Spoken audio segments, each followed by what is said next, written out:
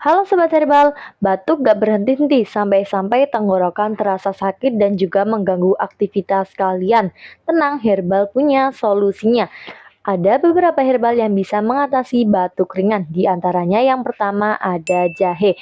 Jahe ini dapat memberikan rasa hangat dan juga dapat meredakan batuk. Nah, cara konsumsinya juga gampang. Kalian cukup mengiris beberapa ruas jahe lalu merebusnya, lalu minum selagi hangat. Yang kedua ada madu.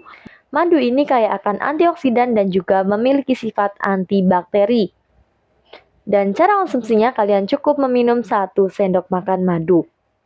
Dan yang ketiga ada jeruk nipis. Nah, jeruk nipis ini kayak akan vitamin C dan juga dapat meredakan frekuensi batuk.